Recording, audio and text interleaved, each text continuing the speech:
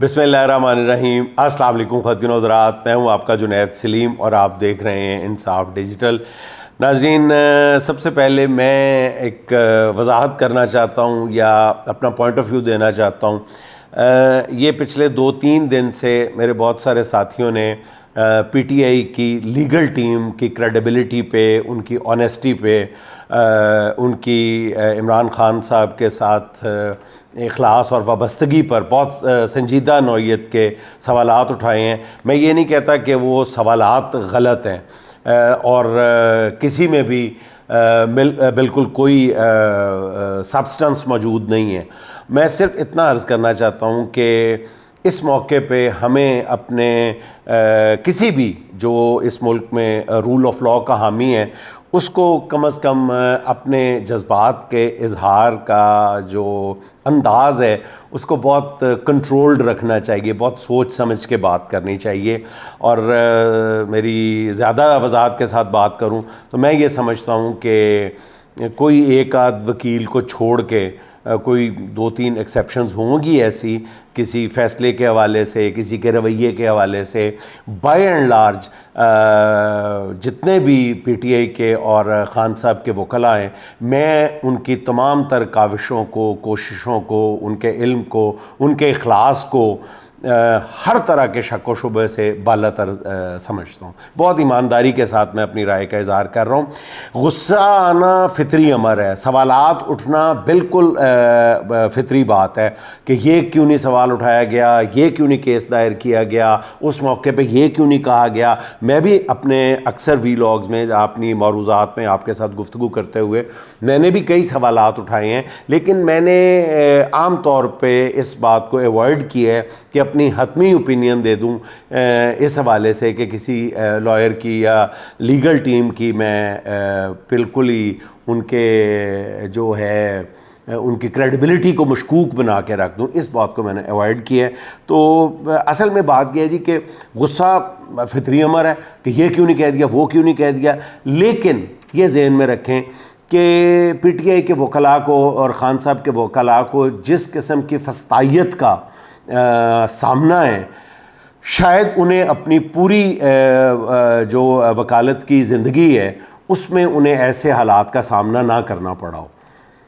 कि मैंने ख़ुद अपनी नज़रों से देखा है कि जब इमरान रियाज साहब की जिस दिन बिल्कुल यानी पता था कि आज जज के पास इमरान रियाज को रिहा करने के सिवा कोई चारा नहीं है, तो मैंने उस दिन जो कुछ अदालत में देखा है मेरे लिए वो शर्मनाक था। जजेस के हवाले से मैं बात कर रहा हूँ कि कभी एक जज कहता था कि जी मैंने नहीं सुनना, फ़लाँ जज ने सुनना है, फ़लाँ जज कहता था कि जी मैं जेल ट्रायल पे जा रहा हूँ वो, और हम जज को ढूंढते फिर रहे थे।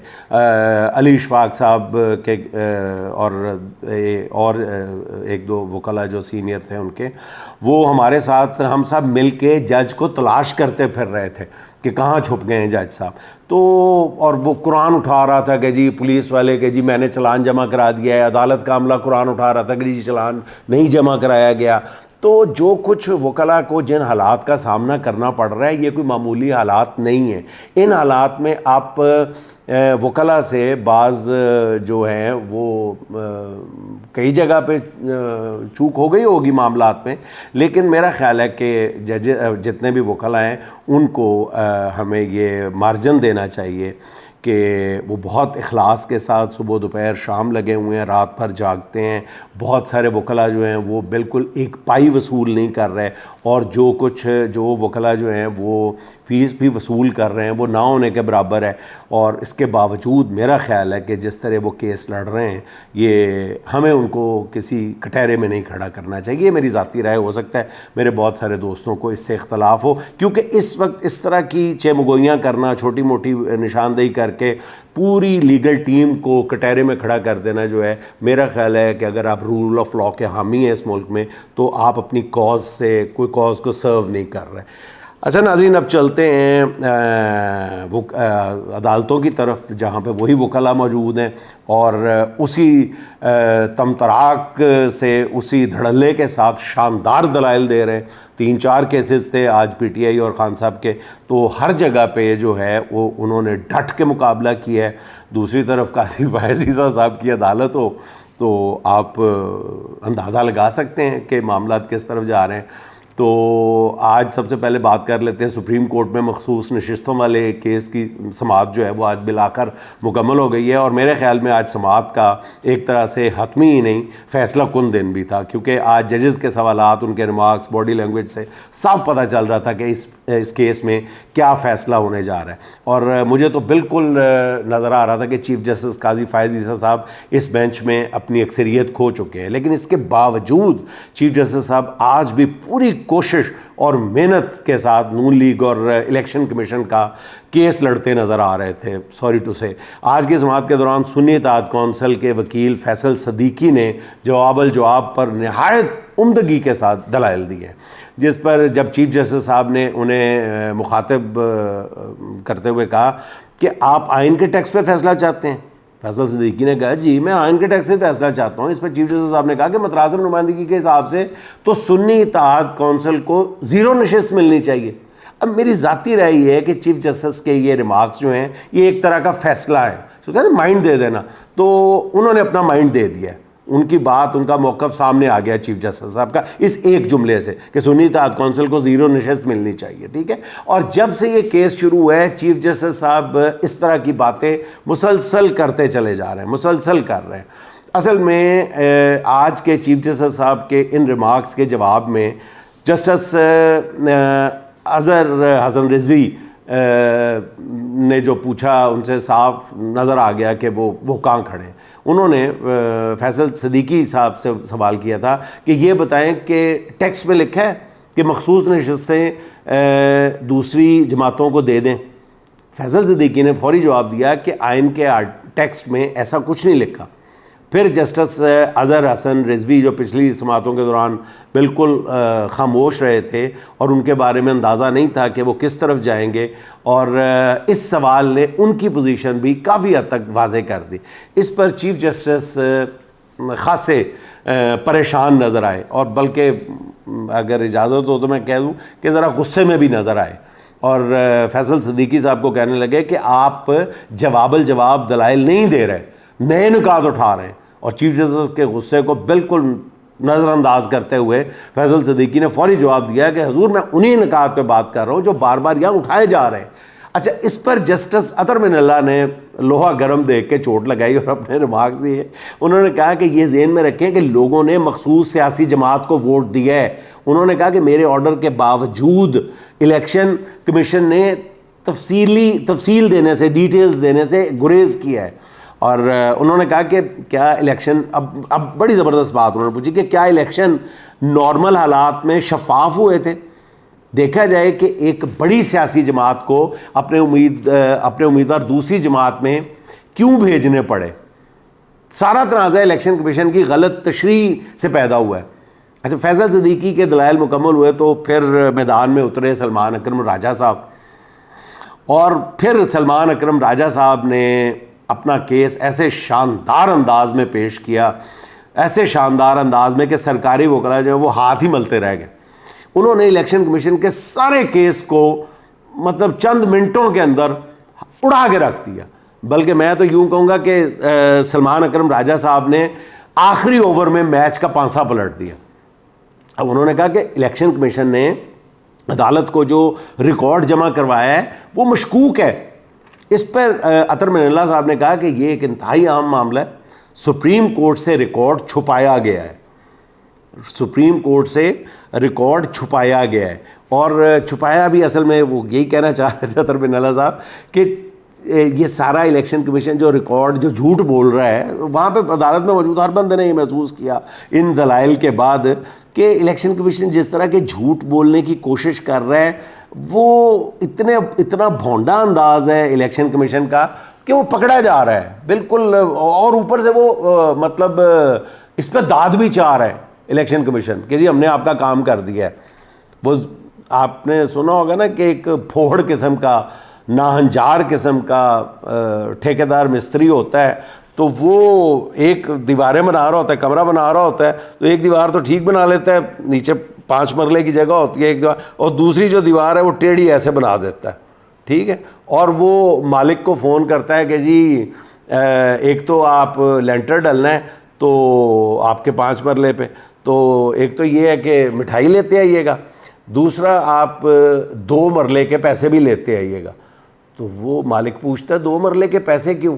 کہتا ہے جی آپ کے نیچے زمین 5 مرلے تھی, لینٹر 7 مرلے پر ڈلنا ہے. کہتے ہیں جی لینٹر 7 مرلے پر ڈلنا ہے, تو الیکشن کمیشن بھی 5 مرلے کی زمین پہ 7 مرلے کا لینٹر ڈالنا چاہ رہا ہے اور ساتھ وہ داد بھی وصول کرنا چاہ رہا ہے.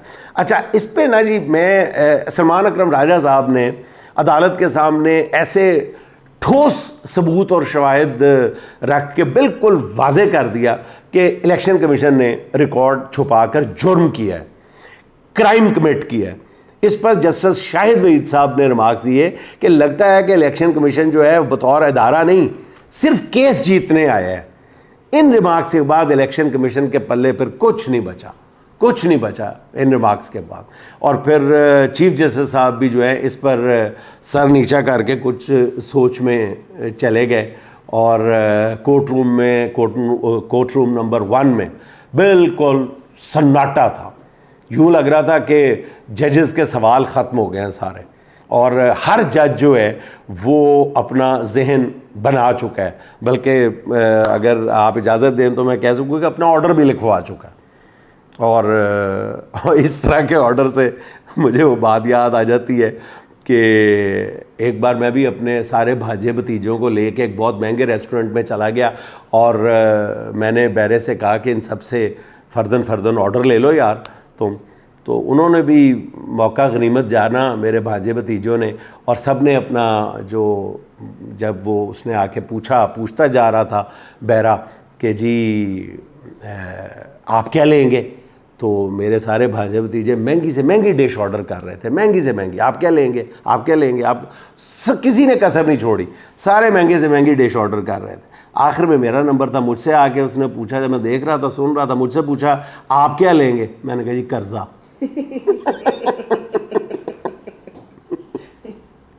تو مجھے لگتا ہے کہ اس کے بعد جو ہے نا قرضہ ہی باقی بچتا ہے. وہ اب قرضہ جو ہے وہ دیکھیں نا, آج چیف جسٹس صاحب نے ان تمام ججز کی جو ہے سو کال کہتے ہیں نہیں اپنا مائنڈ دے دیا. میں تو مائنڈ دینے کے یہ جو تھیوری ہے اس کے حق میں ہی نہیں ہوں. ہر جج کا مائنڈ ہوتا ہے, وہ دے نا یا نہ دے, اس سے کوئی فرق نہیں پڑتا. تو پھر چیف جسٹس صاحب نے بہرحال سر اٹھایا اور سماعت مکمل ہونے کا اعلان کر دیا کہ جی کیس کا فیصلہ محفوظ کر لیا گیا ہے جو بعد میں سنایا جائے گا.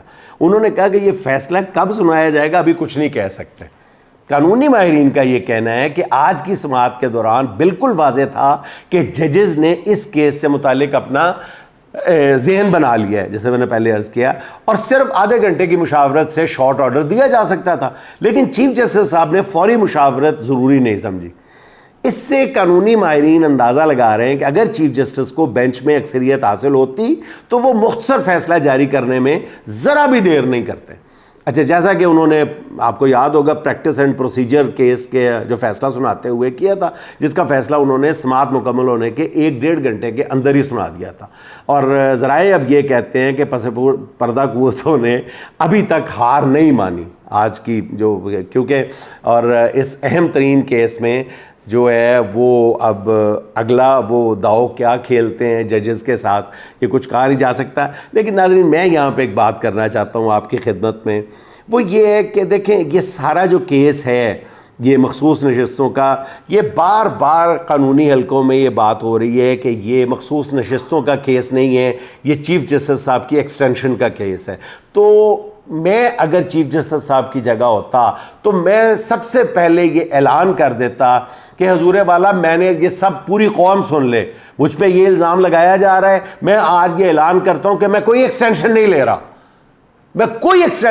رہا, اس لیے تاکہ وہ تمام شکوک و شبہات سے اپنی ذات کو بالا تر کر لے. کتنا خوبصورت منظر ہوتا, کتنی خوبصورت عدالتی نظیر بن جاتی کہ جس جج پہ آپ شک کر رہے ہیں وہ جج یہ کہتا کہ آپ کا شک غلط ہے، میں نے ایکسٹینشن لینی ہی نہیں ہے.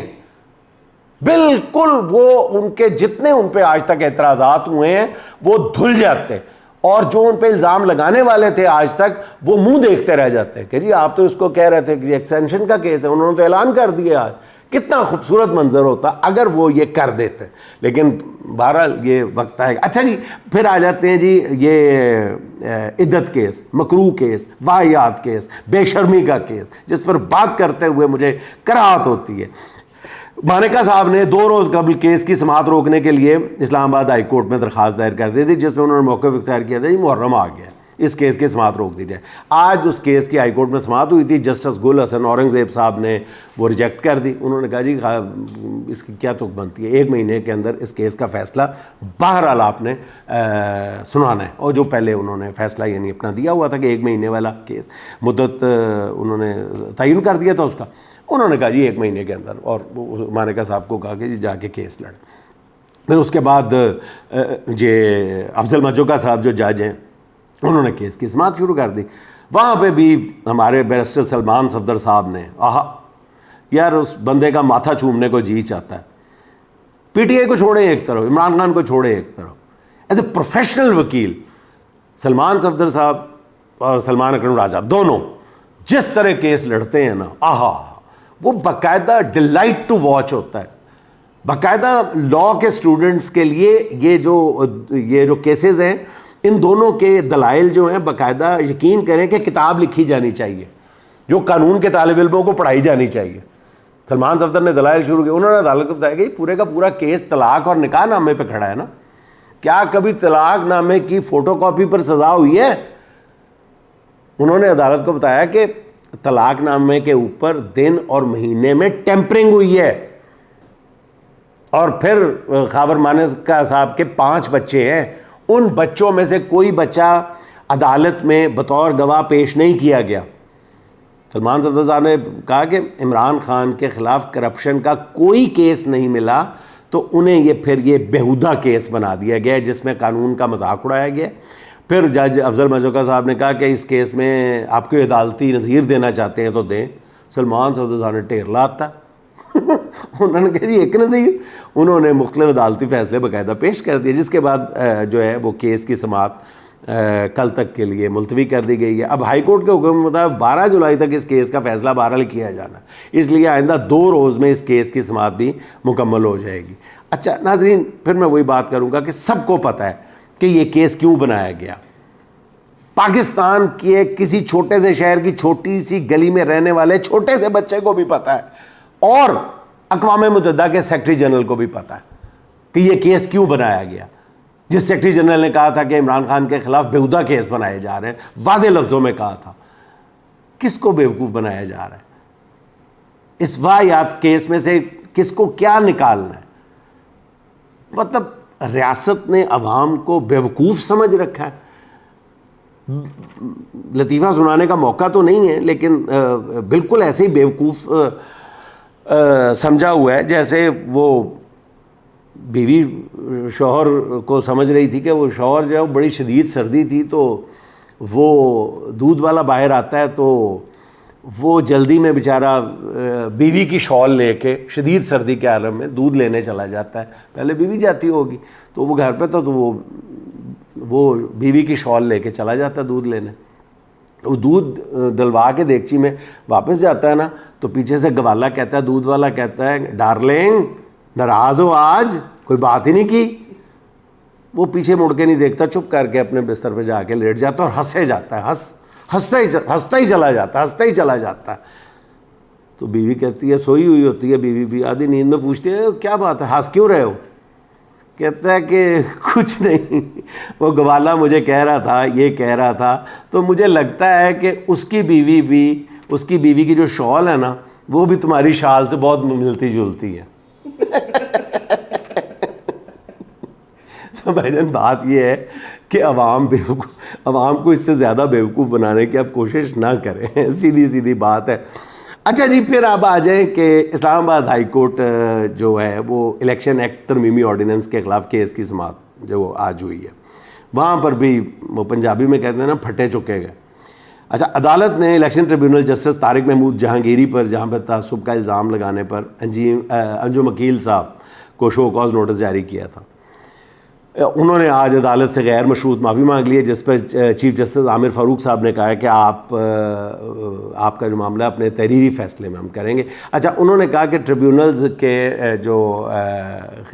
کے خلاف جس طرح الیکشن کمیشن نے آرڈر پاس کیا اس کا کوئی قانونی جواز نہیں. انہوں نے کیس کو روزانہ کی بنیاد پہ چلانے کا بھی اندیا دے دیا، جس کے بعد اب کیس جو ہے وہ میرا خیال کل تک انہوں نے پوسٹ پون کر دیا. اچھا جی، آخر میں تھوڑی سی بات ہو جائے اسلام آباد الیکشن ٹریبیونل کی، جہاں آج استحکام پاکستان پارٹی کے جتوائے گئے امیدوار راجہ خرم نواز نے اپنے فارم 45 جمع کروائے. اس سے پہلے فارم 45 جمع نہ کرانے پر عدالت نے انہیں 30,000 روپے جرمانہ کیا تھا.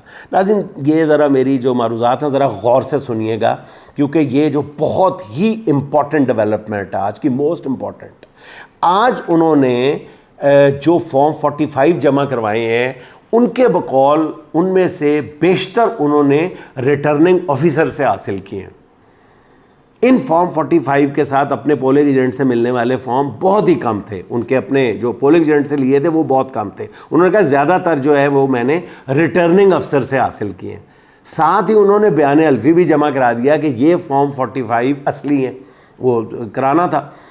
اب قانونی ماہرین کا یہ کہنا ہے کہ یہ راجہ خرم نواز کے یہ جو فارم 45 کے ہیں، یہ جو جمع کرائے ہیں، یہ گیم چینجر ثابت ہو سکتے ہیں.